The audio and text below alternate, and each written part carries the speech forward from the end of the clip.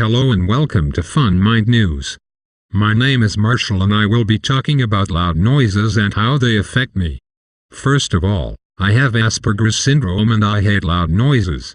Whenever one of my uncles is using a skill saw or a miter saw, I cover my ears or wear earmuffs.